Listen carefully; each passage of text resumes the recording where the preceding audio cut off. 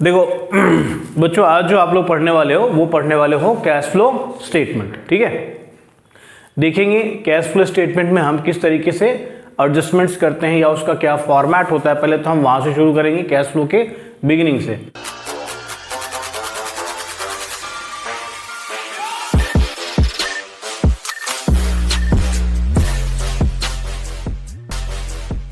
Cash flow जो है ना, ये है आपका, किसी भी प्रकार से कैश फ्लो वाले क्वेश्चन में घबराने की जरूरत नहीं है। ये अकाउंटिंग स्टैंडर्ड 3 और वो भी रिवाइज्ड।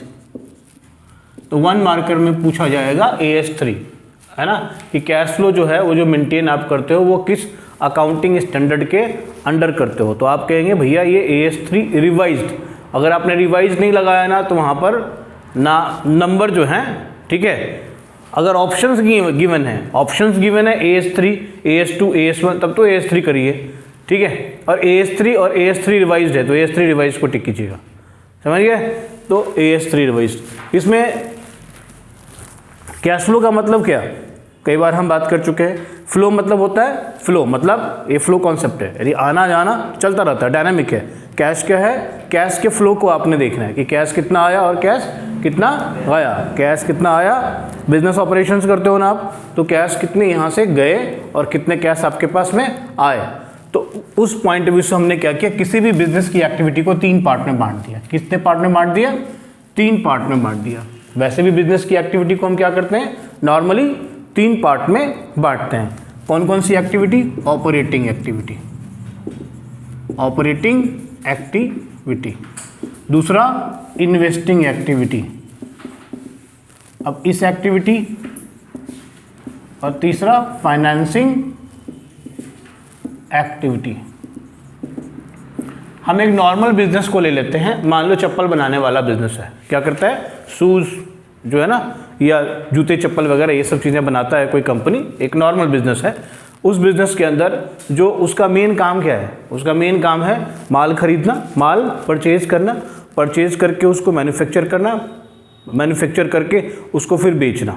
ठीक, तो इस प्रोसेस में माल खरीदा, मैन्युफैक्चर किया, मैन्युफैक्चर करने में जितने भी उसके खरीदने से लेकर के मैन्युफैक्चर के जो भी खर्चे हो गए डायरेक्ट हो गए, और उसके बाद से लेकर के उसको मेंटेन करने के लिए जितने भी खर्चे हो गए इनडायरेक्ट हो गए। तो इन सारे खर्चों को हम किसके अंदर डालते हैं? ऑपरेटिंग एक्टिविटी के अंदर डालते हैं। ठीक है, जो उसका मेन ऑपरेशन है, उससे रिलेटेड जो खर्चे हैं उसको डाल दिया हमने ऑपरेटिंग एक्टिविटी के अंदर। तो उससे कितना कैश, ऑपरेटिंग एक्टिविटी के अंदर जो इनफ्लो होता है वो होता है सेल्स, और बाकी सारे क्या होते हैं, आउटफ्लोज होते हैं। ठीक है ना, से परचेज किया, वेजेस पे करे, सैलरी पे किया, इंश्योरेंस प्रीमियम पे किया, ये तमाम जो खर्चे हैं वो सारे आ गए ऑपरेटिंग एक्सपेंसेस आ गए। तो ये खर्चे हो गए, और आया क्या, रेवेन्यू आया। तो वहाँ से हम इसको देखेंगे कि भैया हमारा क्या आया है, ऑपरेटिंग एक्टिविटी से कैश का आउटफ्लो क्या हुआ और कैश का इनफ्लो क्या हुआ, नेट फ्लो क्या हुआ। नेट फ्लो मतलब जितना आया उतने में से जितना खर्चा हुआ उसको माइनस कर दीजिए। तो नेट फ्लो आपका क्या हो सकता है, पॉजिटिव भी हो सकता है और नेगेटिव भी हो सकता है। अगर पॉजिटिव हुआ तो लिखेंगे कैश फ्लो फ्रॉम, है ना, और अगर नेगेटिव हुआ तो लिखेंगे कैश यूज्ड इन। ठीक है, अच्छा, इसी तरीके से इन्वेस्टिंग एक्टिविटी में आ जाए। इन्वेस्टिंग एक्टिविटी का मतलब, जैसे मान लो बिजनेस को चलाने के लिए आप ना मशीन्स खरीदते हो, वो जो माल बनाओगे वो किस पे बनाओगे, मशीन पे बनाओगे, मशीन खरीदते हो। अच्छा, कोई लैंड खरीदते हो जहाँ पर फैक्ट्री खड़ी करोगे, बिल्डिंग खरीदते हो, है ना, या जितने भी फिक्स्ड एसेट्स के, फिक्स्ड नेचर के एसेट्स होते हैं, नॉन करंट नेचर के एसेट्स होते हैं, या करंट नेचर के भी इन्वेस्टमेंट में सॉर्ट ऑफ चीज़ें अगर हों आपको, तो उसको आप कहाँ डालोगे, इन्वेस्टिंग एक्टिविटी में। तो ये आप जितना एग्जाम्पल मैंने दिया उससे आपको ये लगता है ना कि यार यहाँ तो सारे खर्च करने वाली बातें सर बता रहे हैं, है ना, जबकि पहले बोला है कि इनफ्लो और आउटफ्लो दोनों को हम यहाँ पर देखते हैं कैश फ्लो के अंदर। तो मान लीजिए अगर पुराने एसेट्स को आप बेचते हो तो फिर पैसे आ गए, है ना, बेच के पैसे आ गए। ठीक है ना, तो यहाँ पर बेचे तो पैसे आए और खरीदे तो पैसे गए, उसका लेखा जोखा यहाँ पर रखेंगे। अब बेचने से जितने भी पैसे आए वो इनफ्लो हो गया, खरीदने पर पैसे गए, आउटफ्लो हो गया। इन दोनों को हम क्या करेंगे, इन दोनों का आपस में कंपेयर करेंगे, और कंपेयर करके देखेंगे कि भाई जो है इनफ्लो ज़्यादा हुए हैं या आउटफ्लो ज़्यादा हुए हैं। ठीक है, अगर इनफ्लो आउटफ्लो से ज़्यादा होगा तो जो नेट रिजल्ट होगा वो हो जाएगा cash flow from investing activity, और अगर इसका रिवर्स हो गया यानी आउटफ्लो इनफ्लो से ज़्यादा हो गया तो हम क्या कहेंगे, cash used in investing activity, ठीक है। इसी तरीके से फाइनेंसिंग एक्टिविटी को देखो ये जो बिजनेस तुम चला रहे हो ये ऐसे ही हवा में तो नहीं चला रहे, शून्य में तो नहीं चला रहे ना। इस एक्टिविटी को चलाने के लिए तुमको पैसों की ज़रूरत होती है। ये पैसे कहाँ से आएंगे? पैसे कहाँ से आएंगे? पैसे आएंगे फाइनेंसिंग, मतलब या तो अपने पैसे लगाओ बिजनेस में, या नहीं तो तुम क्या करो, बोरोइंग करो, ठीक है ना, या तुम शेयर इशू करो। क्योंकि हम ज्वाइंट स्टॉक कंपनी की कैश फ्लो की बात कर रहे हैं, तो तुम या तो इक्विटी शेयर इशू करो, या प्रेफरेंस शेयर इशू करो, या डिवेंचर इशू करो। तो पैसे क्या हो रहे हैं? आ रहे हैं। देखो कर्ज ले रहे हो तब भी पैसे आ रहे हैं, समझ रहे हो। इक्विटी इशू कर रहे हो तो पैसे आ रहे हैं, प्रेफरेंस इशू कर रहे हो तो पैसे आ रहे हैं। फिर इनको क्या करते हो, प्रेफरेंस इक्विटी को तो वापस नहीं करना होता पैसा, लेकिन उसको डिविडेंड पे करना होता है। तो भाई उसके ऊपर खर्चे हो गए, फाइनेंस से रिलेटेड खर्चे हो गए। जो तुमने बोरोइंग करी उसके ऊपर ब्याज दिया तो वो खर्चा हो गया। जो तुमने बोरोइंग किया उसको रीपेमेंट किया। तुमने प्रेफरेंस शेयर कैपिटल इशू किया तो तुमने प्रेफरेंस शेयर वाले को वापस कर दिया पैसे बाद में, या उसको डिविडेंड पे किया, ठीक है ना। तो ये सब क्या हो गए, तुम्हारे आउटफ्लोज हो गए। इधर इनफ्लोज हो गए, जो इशू किया ना उससे जो पैसे है वो क्या हो गए, इनफ्लोज हो गए। और जो उसको रिडीम किया, रीपे किया, पैसे गए, आउटफ्लो हो गया। इंटरेस्ट पे किया या डिविडेंड पे किया, वो सारे आउटफ्लो हो गए। तो इन दोनों का फिर क्या करेंगे, कॉम्बिनेशन करेंगे, इन दोनों को हम कंपेयर करेंगे। अगर इनफ्लोज हमारे आउटफ्लो से ज़्यादा हो गए तो कैश फ्लो है ना फ्रॉम इन्वेस्टिंग एक्टिविटी लिखेंगे, और अगर इसका रिवर्स हो गया यानी आउटफ्लो इनफ्लो से ज़्यादा हो गया तो cash used in financing activity करेंगे। फिर क्या करेंगे, इन तीनों एक्टिविटी से जो भी नेट आया इन तीनों को क्या करेंगे, जोड़ देंगे। इन तीनों को क्या करेंगे, जोड़ देंगे। जो भी इन तीनों का रिजल्ट आया, इन तीनों का जो भी रिजल्ट आया, नेट आया, नेट मतलब इनफ्लो आउटफ्लो को प्लस माइनस करने के बाद जो भी आया, इन तीनों के नेट को क्या करेंगे, हम जोड़ देंगे, ठीक है ना। और इसका जो टोटल आएगा ना, इस टोटल में हम क्या करेंगे, opening cash and cash equivalent को प्लस कर देंगे। जब प्लस कर देंगे तो हमारे पास automatically closing cash and cash equivalent आ जाएगा।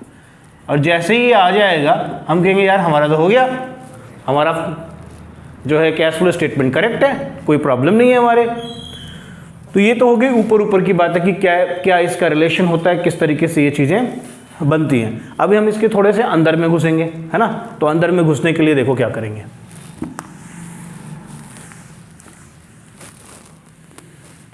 सबसे पहले हम लोग क्या करेंगे, ऑपरेटिंग एक्टिविटी में आ जाएंगे, ठीक है। ऑपरेटिंग एक्टिविटी में स्टेप नंबर 1, सबसे पहली जो चीज़ होती है जो आपको निकालनी होती है, और यहाँ पर जो मैं कैश फ्लो स्टेटमेंट कर रहा हूँ, यहाँ पर हम लोगों को पढ़ना है क्या, इनडायरेक्ट मेथड। दो मेथड होते हैं बेसिकली इसके, डायरेक्ट मेथड और इनडायरेक्ट मेथड। तो हम लोग इनडायरेक्ट मेथड ले रहे हैं, ठीक। जो ऑपरेटिंग एक्टिविटी का स्टेप 1 करूं उससे पहले मैंने ये बता दिया कि देखो भैया हम इनडायरेक्ट मेथड कर रहे हैं, डायरेक्ट नहीं कर रहे हैं। डायरेक्ट में हम अगर करते हैं तो कुछ और ही चीज़ें स्टार्ट करते हैं, लेकिन हम यहाँ पर इनडायरेक्ट ले रहे हैं। तो वो क्या होगा, तुमको ना हमेशा कैश फ्लो स्टेटमेंट के प्रश्नों में 2 साल की फिगर गिवन होगी, करंट ईयर की और प्रीवियस ईयर की गिवन होगी। ऑलराइट, यहाँ पर सबसे इंपॉर्टेंट चीज़ ध्यान में रखना है। पहला स्टेप पे तुमको क्या निकालना है, नेट प्रॉफिट। तुमको निकालना है net profit before tax and extraordinary items. तुमको सबसे पहले ये निकालना होता है, ठीक है। Net profit before tax and extraordinary items निकालने होते हैं। इसमें देखो, इसमें क्या करना होता है, तुमको जब 2 साल की बैलेंस शीट दी हुई होती है, ठीक है।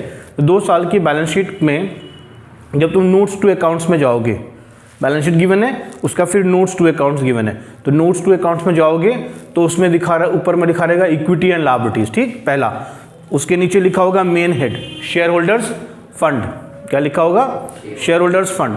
उसके अंदर लिखा होगा सब हेड शेयर कैपिटल और रिजर्व्स एंड सरप्लस, ठीक है, या सरप्लस ऐसे करके लिखा हुआ होगा।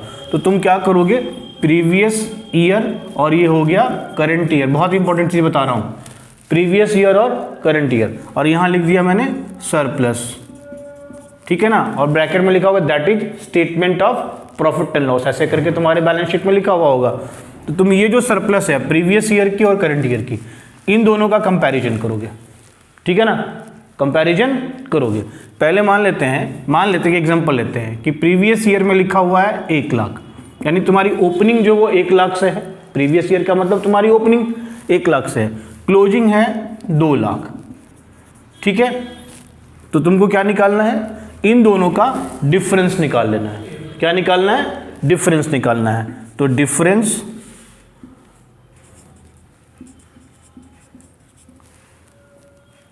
निकालना है। तो तुम डिफरेंस में क्या लिखोगे, 2 लाख माइनस 1 लाख, ठीक है। क्लोजिंग माने क्या हो गया, क्लोजिंग माइनस ओपनिंग, ये कर दोगे तुम्हारा क्या आ जाएगा, 1 lakh. Fine.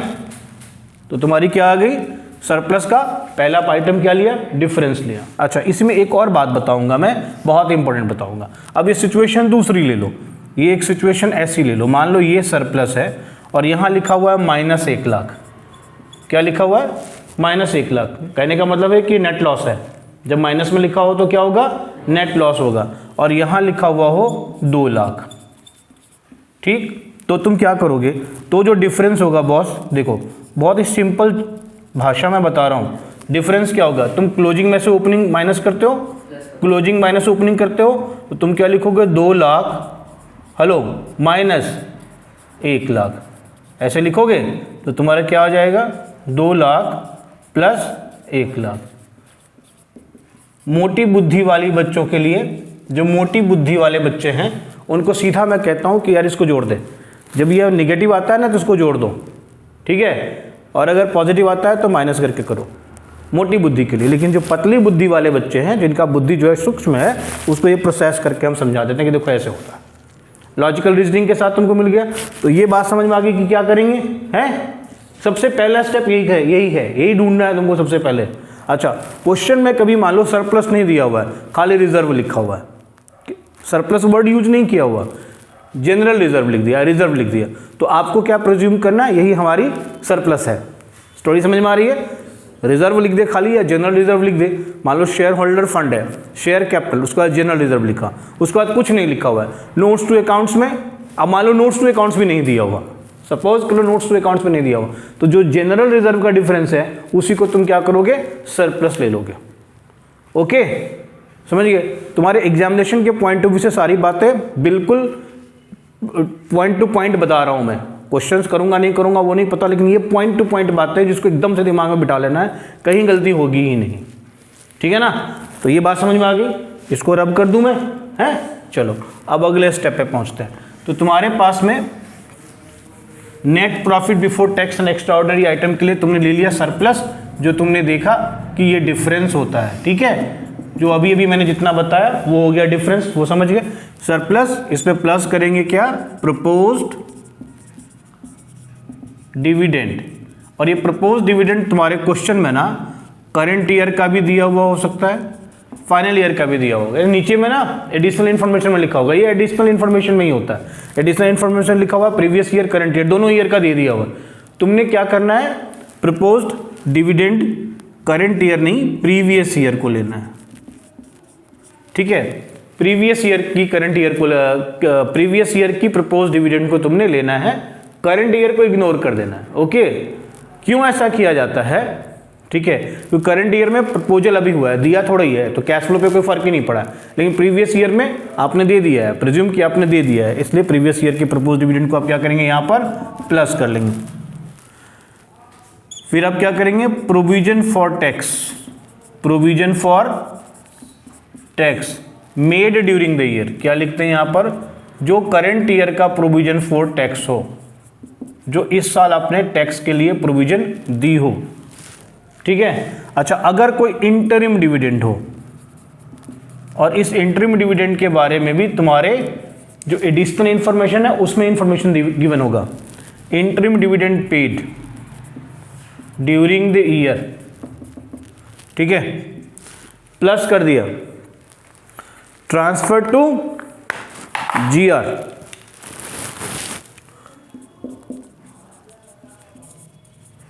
Transfer to general reserve. अब ये जनरल रिजर्व में ट्रांसफर करेगा, ये कहां दिखेगा, स्टेटमेंट ऑफ, ये आपको दिखेगा कहां पे, नोट्स टू अकाउंट्स में लिखा हुआ होगा। जो शेयर होल्डर फंड होगा ना, उसका जो नोट्स होगा उसमें जनरल रिजर्व गिवन होगा। तो प्रीवियस ईयर की जनरल रिजर्व को करंट ईयर की जनरल रिजर्व के साथ कंपेयर कर देंगे, जो भी एक्स्ट्रा होगा, क्लोजिंग माइनस ओपनिंग जो भी होगा, positive balance, that is what transfer to general reserve. समझ में आई बात? अच्छा, इसके बाद अगर कोई एक्स्ट्रा ऑर्डिनरी आइटम्स, कोई भी एक्स्ट्रा ऑर्डिनरी आइटम्स मान ले, कोई भी एक्स्ट्रा ऑर्डिनरी आइटम अगर हमने कोई भी एक्स्ट्रा ऑर्डिनरी आइटम अगर डेबिट किया हुआ हो, प्लस कर देंगे कोई भी extraordinary item, extraordinary items debit किया हुआ हो, debited to profit and loss अगर किया हुआ तो उसको जोड़ देंगे। फिर माइनस क्या करेंगे, देखो इसके बाद इसमें से सब्ट्रैक्शन भी करेंगे हम, और सब्ट्रैक्शन करेंगे अगर कोई extraordinary item, extraordinary item credit किया हुआ हो, extraordinary items credited to profit and loss अगर कोई हमने किया हो तो हम क्या करेंगे, माइनस कर देंगे।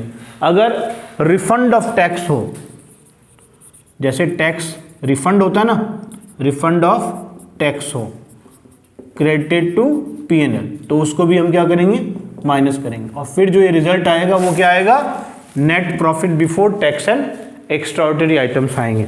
नॉर्मली क्या है कि एक्स्ट्रा ऑर्डिनरी वाला जो सिचुएशन होगा ना तुम्हारे क्वेश्चंस में, रेयर तुमको मिलेंगे, बहुत कम मिलेंगे। अभी तक तुमने जितने भी पेपर दिए होंगे और कैश फ्लो आया होगा उसमें एक्स्ट्रा ऑर्डिनरी की चर्चा या रिफंड ऑफ टैक्स की चर्चा नहीं होती है तुम्हारे लेवल पे, ठीक। तो इस पर इतना तवज्जो नहीं देना है। मेन बात क्या याद रखनी है, सरप्लस जो डिफरेंस है, ये सरप्लस जो मैंने डिफरेंस बताया था, और प्रपोज डिविडेंड प्रीवियस ईयर की ऐड कर दो, provision for tax made during the year ले लो, interim dividend paid during the year ले लो, ट्रांसफर टू GR ले लो, ठीक है। जो भी आया हो गया क्या, net profit before tax and extraordinary item. Refund of tax वो क्वेश्चन में गिवन होता है, ठीक है ना। Refund of tax credited to profit and loss, ये क्वेश्चन में गिवन होगा। मैं इस पे ज़्यादा फोकस नहीं करना, इस पे ज़्यादा ध्यान मत लगाना कि ये क्या आ गया। नॉर्मली ये आपको नहीं मिलेगा, ठीक है ना, क्वेश्चन में नहीं आएगा, इतना ही आएगा, ये और ये पार्ट आएगा बस, ठीक है, याद रहेगा। इस पार्ट को हटा दूं अब जैसे मैंने बोला cash flow from operating activity, इसमें सबसे पहला आइटम ले लिया आपने, जैसे अभी दिखाया मैंने, net profit before tax and extraordinary items लिख दिया। अब इसमें क्या करोगे, देखो इसमें ऐड करोगे non cash non operating expenses, ठीक है ना। क्या ऐड करोगे, non cash non operating expenses. अभी एक्सपेंसेस कैसे हैं, तो नॉन कैश भी हैं और नॉन ऑपरेटिंग भी हैं, तो हमको आइडेंटिफाई करना है कि नॉन कैश क्या क्या हो सकते हैं और नॉन ऑपरेटिंग क्या क्या हो सकते हैं। तो पहले मैं नॉन कैश ले लेता हूं, जैसे मान लो डेप्रिसिएशन है, ये क्या है, नॉन कैश है। जैसे अमोर्टाइजेशन ऑफ गुडविल है, अमोर्टाइजेशन ऑफ गुडविल है, पेटेंट्स है, ट्रेडमार्क है, ये सब आपके हैं। तो सबसे पहले हम लोगों ने लिखा, ऐड करेंगे non cash non operating expenses, और उसमें क्या क्या आएगा, तो पहले नॉन कैश को देख लो, क्योंकि वर्ड मैंने नॉन कैश पहले लिखा, तो नॉन कैश हो गया depreciation, amortisation of goodwill, patent, trademark, ठीक। अच्छा, इसी तरीके से कुछ नॉन ऑपरेटिंग ले लो, जैसे इंटरेस्ट ऑन बोरोइंग्स, समझ गए, इंटरेस्ट ऑन बोरोइंग्स, ये क्या हो गया, non cash non operating expenses. में आगे इन्फॉर्मेशन कैसे पता चलेगा, इंटरेस्ट ऑन बोरोइंग कैसे पता चलेगा, देखो ये हिडन इन्फॉर्मेशन होता है, ये आपको निकालना पड़ेगा। जब आप अपनी बैलेंस शीट में जाएंगे वहाँ देखेंगे 10% डिवेंचर लिखा हुआ है या 10% लॉन्ग टर्म लोन लिखा हुआ है, तो आप इंटरेस्ट वहाँ पे से निकालेंगे और वहाँ से निकाल के इसमें क्या करेंगे, इंटरेस्ट ऑन बोरोइंग्स जोड़ेंगे। जैसे मान लो loss on sale of fixed assets है, loss on sale of fixed assets है, अगर किसी फिक्स्ड एसेट्स पे आपको सेल पे लॉस हुआ है तो ये भी नॉन कैश हो गया, ठीक है। तो इसको हम क्या करेंगे, ऐड बैक कर देंगे। इसी तरीके से आप लेस करेंगे, लेस करेंगे क्या, नॉन कैश नॉन ऑपरेटिंग, हाँ नॉन ऑपरेटिंग इनकम को आप क्या करेंगे, लेस कर देंगे। तो जैसे मान लो इंटरेस्ट ऑन इन्वेस्टमेंट, आपने इन्वेस्टमेंट किया था और उस पर आपको इंटरेस्ट आया। Profit on sale of assets, profit on sale of, मान लेते हैं फिक्स्ड एसेट्स है, कोई भी फिक्स्ड एसेट्स था उसको आपने बेचा और आपको प्रॉफिट आया, तो इस तरीके के खर्चे यहाँ पर आप क्या करेंगे, सब्ट्रैक्ट कर लेंगे। ठीक है, कुछ मैं एग्जांपल्स आपको दे रहा हूँ, ये लिस्ट बहुत बड़ा होता है तो क्वेश्चन करते करते आपको पता चल जाएगा। यहाँ पर आपको क्या मिल जाएगा, ये एक इसके पहला पड़ाव ये था जिसको आपने कैलकुलेट करके देखा था। अब इसमें प्लस माइनस करने के बाद ये एक पड़ाव आता है ना, इसको बोलते हैं हम, क्या बोलते हैं, ऑपरेटिंग प्रॉफिट। क्या बोलते हैं इसको, operating profit before working capital changes. ठीक है, ये आ गया। अब इसमें क्या करना है, प्लस कर देना है, प्लस कर देना है decrease in current assets, increase in current liability. जो भी करंट एसेट्स की डिक्रीज हुई है उसको देख लो, नीचे वाले एरो से मैं करंट एसेट्स बता रहा हूँ, ऊपर वाले एरो से मैं करंट लायबिलिटीज, इसको प्लस माइनस, इसको प्लस आप कर दो। ठीक है, फिर इसी में लेस कर दो इंक्रीज इन करंट एसेट्स और डिक्रीज इन करंट लायबिलिटी, इसको आप क्या करो, माइनस कर दो। अब जो ये स्टेप आया, ये आया कैश जेनरेटेड फ्रॉम ऑपरेशंस। क्या आया ये, कैश जनरेटेड फ्रॉम ऑपरेशंस। ये जो स्टेप्स मैं लिखता हूँ, ये स्टेप्स बहुत ही इंपॉर्टेंट हैं, याद रखना है आपको। Cash generated from operations. अब इसमें मान लीजिए माइनस कर देंगे हम tax paid, tax paid minus कर दिया। टैक्स पेड माइनस करने के बाद जो भी आपका आया वो अगर पॉजिटिव आया तो कैश फ्लो, और अगर नेगेटिव आया तो क्या लिखेंगे, कैश यूज्ड, है ना। तो कैश फ्लो के लिए लिखेंगे फ्रॉम, और अगर कैश यूज्ड है तो उसके लिए हम क्या लिखेंगे, हाँ उसके लिए हम लिखेंगे इन ऑपरेटिंग एक्टिविटी। याद रहेगा, तो ऑपरेटिंग एक्टिविटी से आपके ये आगे स्टेप्स आपको याद रहेंगे।